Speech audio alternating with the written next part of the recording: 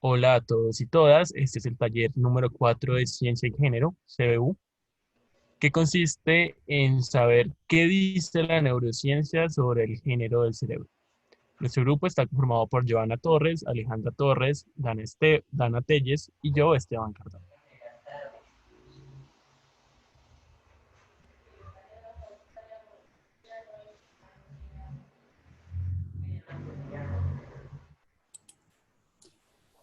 Para empezar, vamos a hablar sobre los antecedentes, las creencias y las teorías eh, sobre el, el género, el sexo del cerebro. Entonces, desde hace bastante tiempo atrás han existido diferentes creencias, teorías e hipótesis acerca de la existencia de un cerebro, tanto femenino como uno masculino. Una de las primeras referencias a esto corresponde al libro del siglo XVIII, Investigaciones sobre los deberes del sexo femenino, del clérigo Thomas Gisborne, donde se describen las que él considera serían las habilidades requeridas para desempeñar un rol femenino o masculino. Claramente, él atribuía las cualidades relacionadas con la lógica matemática o los trabajos relacionados con pensar como características de los hombres y no de las mujeres.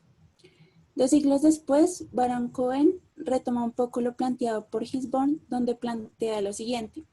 El cerebro femenino está predominantemente hecho para la empatía, el masculino para el conocimiento y los sistemas de construcción.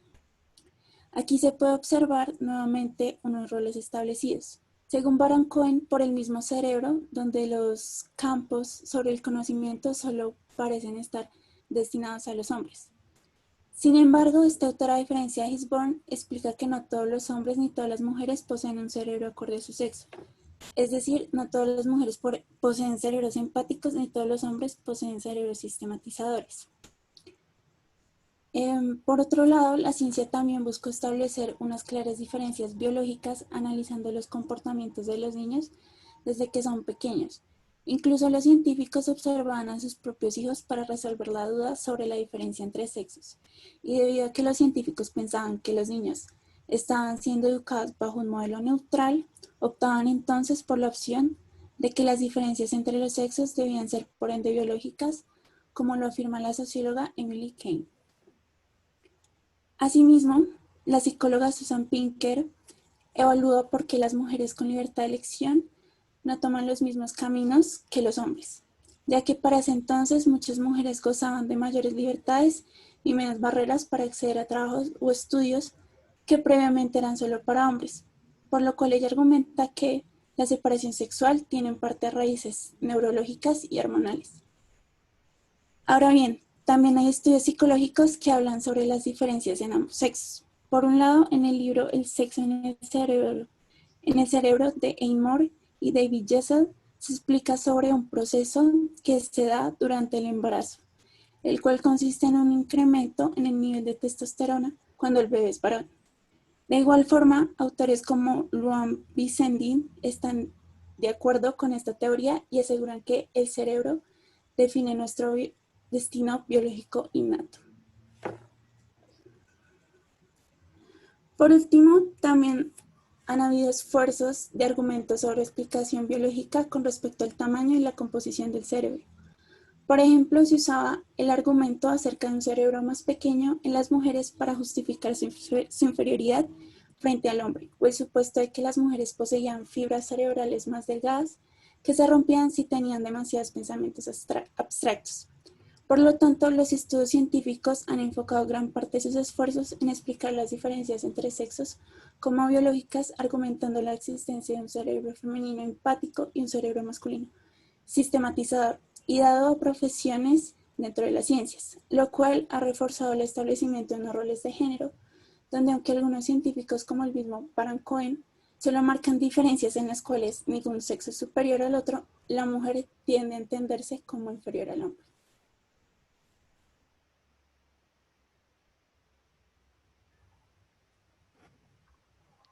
Hay varios estudios que evidencian que la mente humana implícitamente asocia algunas categorías a los hombres y otras a las mujeres. Uno de estos es el test de asociación implícita desarrollado por Anthony Greenwald. Masarin Banerjee, personas participantes emparejan categorías de palabras o imágenes. Mediante este test, los psicólogos sociales se dieron cuenta de que las personas participantes emparejaban nombres femeninos con categorías comunales como comprensivo y nombres masculinos a categorías agénticas como competitivo. Este test no tiene en cuenta las relaciones que conscientemente hace una persona según su percepción individualmente construida, sino que se fija en las relaciones que establece la mente inconscientemente, probablemente guiados por unos valores sociales ya dados. Sea cual sea el caso, los psicólogos de esta época aprovecharon esto para explicar que había una mente masculina y una mente femenina. Sin embargo, estas asociaciones se dan porque son las primeras que la mente capta del medio. Ya hemos visto cómo el contexto social, cultural y político produce y reproduce relaciones y estereotipos de género. Y para nadie es un secreto que históricamente la mujer ha estado ligada a lo doméstico, al cuidado y la reproducción de la vida, así como a lo comunitario y la empatía, mientras que el hombre ha sido el sistemático, competitivo, individualista y que ejerce una profesión. Como Fay misma lo expone, la memoria asociativa aprende y responde a los patrones culturales de la sociedad, los medios y la publicidad, que posiblemente refuerzan las asociaciones implícitas no aprobadas conscientemente. De esta forma, esta prueba de asociaciones implícitas ha mostrado que los hombres están más asociados a la ciencia, las matemáticas, la jerarquía y autoridad, mientras las mujeres se asocian más a las artes, la familia, la igualdad y escasa autoridad. Con base en esto, se podría decir entonces que hay una mente masculina y una femenina que hace que las personas inmediatamente relacionen ciertas categorías a un género, pero como veremos más adelante, estas asociaciones varían según el medio y no están restringidas a un género en particular, como estos científicos de la época nos han hecho creer.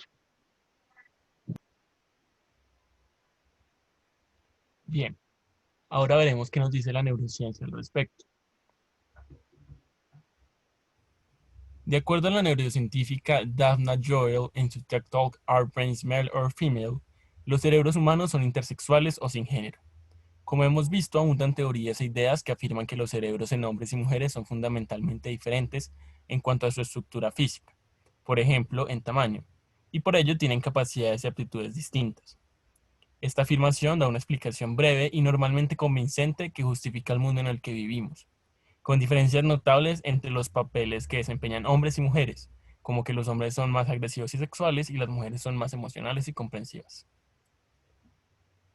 No obstante, Joel explica que en los últimos 50 años se han publicado alrededor de 50.000 artículos que tratan las diferencias entre las mentes de hombres y mujeres, y aunque no es posible establecer una generalización que los recoja a todos, la tendencia apunta a que mujeres y hombres tienen las mismas capacidades y aptitudes en casi todos los campos que la psicología pueda medir. Es cierto que la ciencia ha encontrado cada vez más diferencias anatómicas que se repiten entre hombres y mujeres, como el grosor del córtex o el tamaño de los ventrículos internos del cerebro, lo cual refuerza la creencia de que va a haber un tipo de cerebro masculino y otro femenino. Aunque en promedio las mujeres son más compasivas y los hombres más agresivos, se ha demostrado que cada cerebro es un mosaico único de características que comúnmente se asocian con la feminidad o la masculinidad, y por lo tanto no existe un tipo de cerebro masculino y otro femenino determinado. En este mismo sentido, Joel explica que esta tendencia a encontrar diferencias entre cerebros de hombres y mujeres puede sustentarse por los estados normales de los cerebros, pero diferentes estímulos pueden cambiar el sexo del cerebro. Por ejemplo, en un estudio realizado con ratas, la concentración de espinas dendríticas en las neuronas de ratas machos sin estrés era mucho menor a la de las ratas hembras. Las espinas dendríticas reciben impulsos y neurotransmisores en las dendritas, o sea, los brazos que se extienden desde el núcleo de las neuronas y las conectan con otras iguales. Luego de exponer las ratas a una situación estresante durante 15 minutos, las concentraciones de espinas dendríticas se invirtieron. Una gran cantidad de estudios han demostrado que esta situación se puede repetir con casi cualquier tipo de estímulo, logrando invertir el sexo del cerebro de acuerdo al tipo de manipulación que se genere.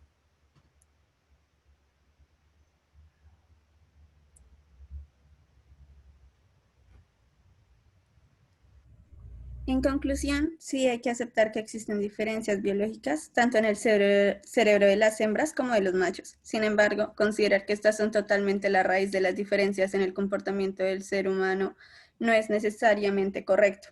La razón por la que las mujeres y los hombres consideran ciertas habilidades como femeninas y masculinas es gracias a un proceso de recolección de tradiciones que han ocurrido a lo largo de la historia humana. Es decir, las cualidades que representan a cada sexo no son dadas por la biología de su cerebro, es mayormente por una construcción social.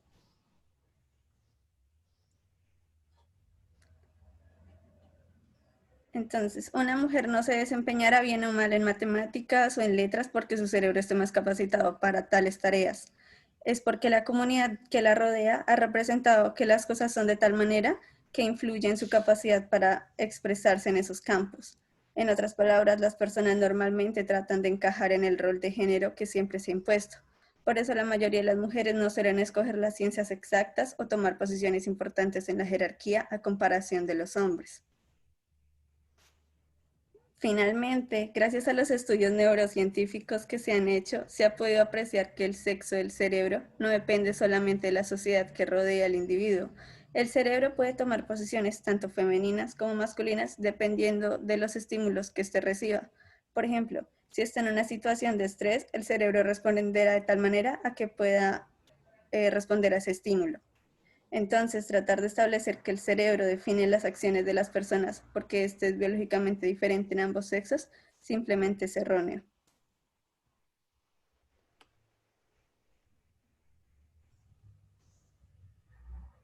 Y bueno, aquí tenemos nuestras referencias. Muchas gracias por su atención.